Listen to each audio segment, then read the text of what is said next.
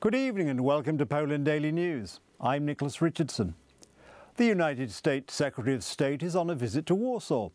Antony Blinken spoke with President Andrzej Duda and also with Prime Minister Donald Tusk and the Polish Foreign Minister. The main topics were, of course, support for Ukraine, including the use of long-range missiles, and Polish-American cooperation on the nuclear issue. We've adapted and we've adjusted, and one of the purposes of my visit to Kyiv yesterday was to hear from our Ukrainian partners what they believe they need now to deal with the current battlefield, including in eastern Ukraine and other parts of the country. And I can tell you that as we go forward, we will do exactly what we have already done, which is we will adjust, we'll adapt as necessary, including with regard to the means that are at Ukraine's disposal to effectively defend against the Russian aggression. A shipment of Iranian Faith 360 ballistic missiles was said to have been spotted by analysts in satellite images at a Russian port on the Caspian Sea. According to intelligence, the missiles are being used by Russia to attack Ukraine. Iran denies supplying Russia with any armaments, but this fact was said to have been confirmed by several intelligence agencies. I have received information at the intelligence level from partners, but once again, I cannot yet confirm the use of these missiles. The information about Tehran's support for Moscow came on the eve of a visit to Kyiv by the US Secretary of State and the British Foreign Secretary. London announced more than £600 million worth of aid to Ukraine. We come together to express our solidarity in standing with Ukraine, and you know the UK's commitment to see Ukraine win. This is a critical moment to have arrived. The eyes of the world were primarily on the US Secretary of State. Washington warned Iran against supplying Russia with weapons. Now Moscow itself has given the West an excuse to support Ukraine more strongly. This is the most difficult part of assessing whether missiles can make a difference. Their effects will be mainly psychological, which is another so-called red line. There have been so many of these red lines that we could build 2 highways out of them. Blinken didn't say so directly, but according to analysts, it seems that the decision has already been made.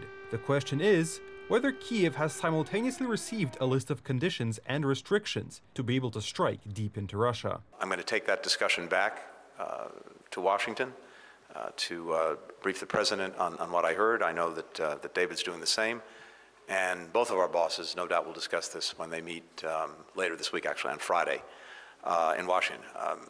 Just speaking for the United States, from day one, as you've heard me say, we have adjusted and adapted as needs have changed, as the battlefield has changed, and I have no doubt that we'll continue to do that as this evolves. Above all, the West is worried about the Kremlin's response, but not at all about a military response against NATO, or even attempts at hybrid action against countries in the region. Moscow has just announced the need to review its exports of uranium, titanium, and nickel, raw materials that are not as crucial as they are strategic for Western economies. Kamil Czaska, Republika. There has been a series of gang rapes in Germany. In late August, an 18-year-old girl was the victim of one of them. The perpetrators are immigrants from Iraq and Syria. Last Saturday, 4 immigrants from Iran raped a 30-year-old man.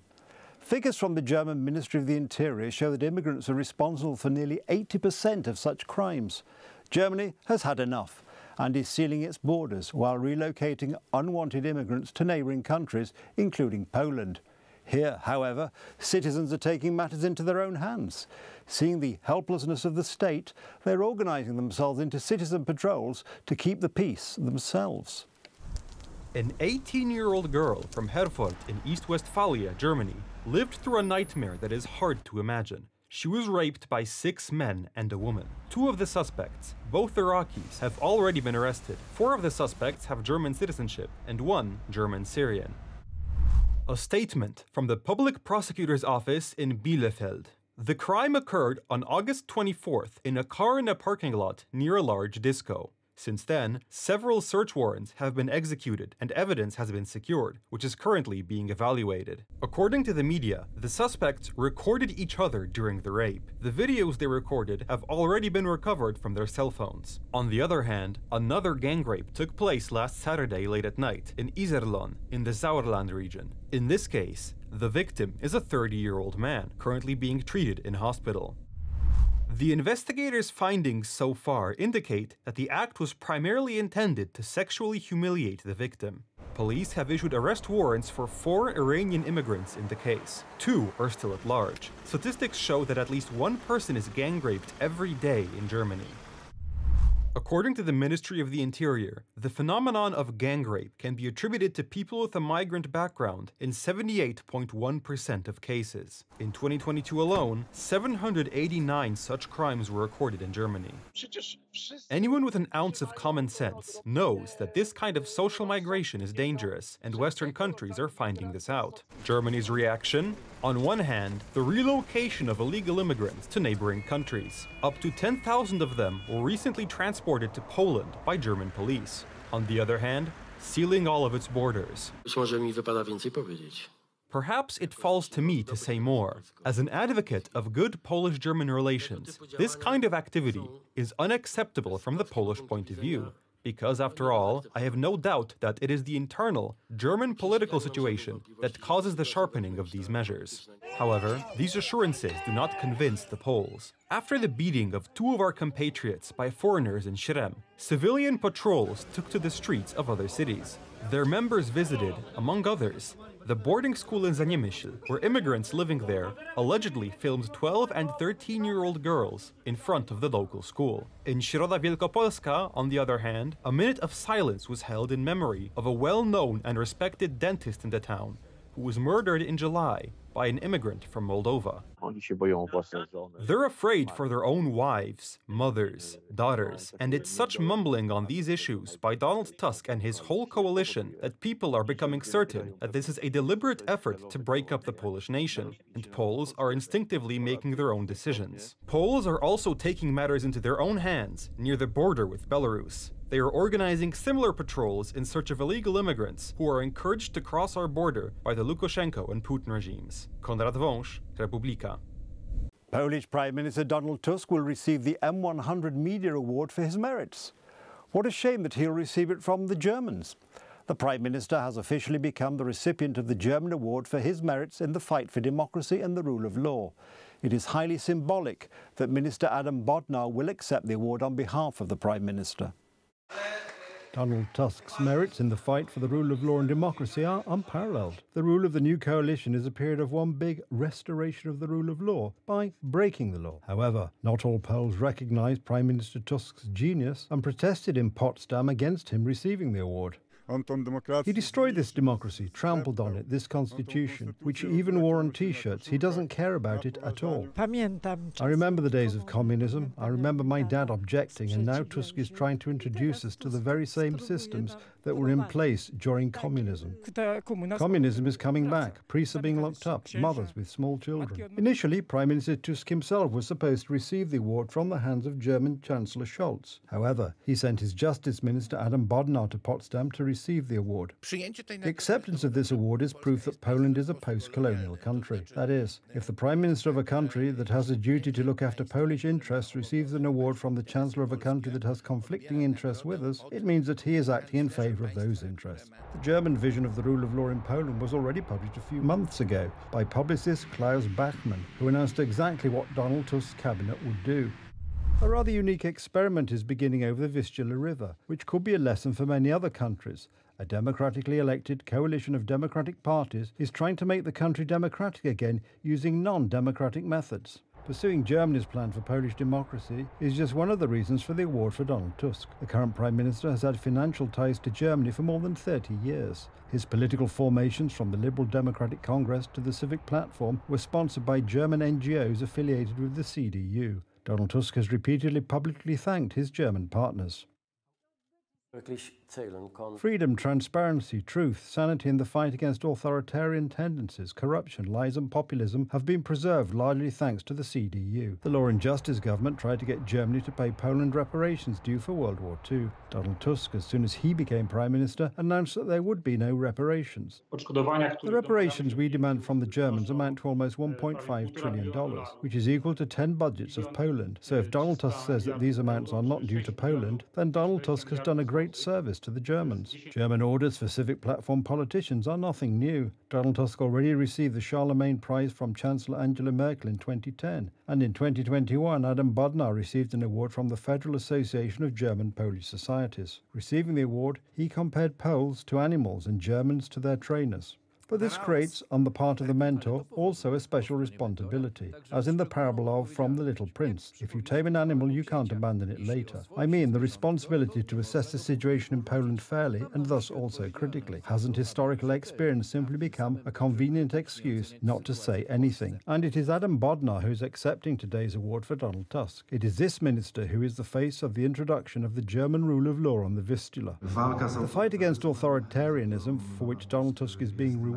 is in fact a fight against democracy with Christian values, against conservatism and patriotism. Another symbol of policies favourable to Germany is the central transportation port, or rather the lack thereof. Thanks to the emissions of Donald Tusk's team, the construction of the central transportation port is slowly becoming a pipe dream. This benefits the Germans, who are expanding the already huge Frankfurt airport, which brings the economy great profits. Somehow, over the Rhine, no one is talking about megalomania. Pavel Bloch, TV Republica. 3 against 1. This is how the Republicans comment on the biased handling of the Donald Trump-Kamala Harris presidential debate by ABC television moderators. Despite attacks from Harris, they did not react, but Trump remained calm and substantively made his points against his rival. According to experts, the debate was an important but not decisive moment of the campaign.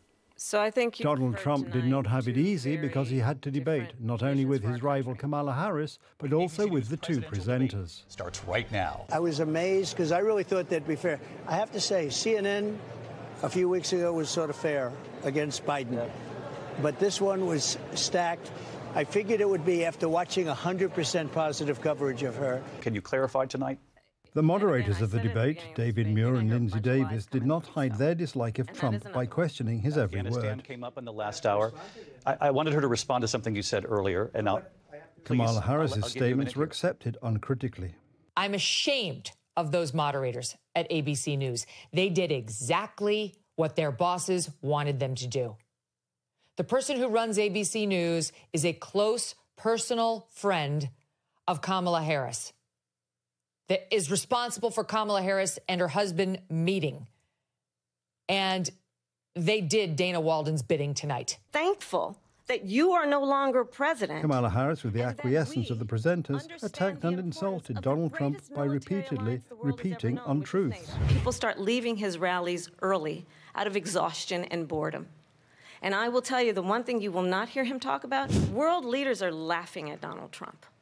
I have talked with military leaders, some of whom worked with you, and they say you're a disgrace. The strategy of the Democrats and Kamala Harris and her staffers was limited to devoting it to Trump and repeating these stereotypes that Trump is a racist, that Trump is not taken seriously by international leaders, that Trump is behind the assault on Capitol Hill. Hundreds of billions of dollars. And so despite these attacks, Donald Trump scored points against his rival on issues most important to Americans, such as security and the economy. she's been there for 3.5 years. They've had 3.5 years to fix the border.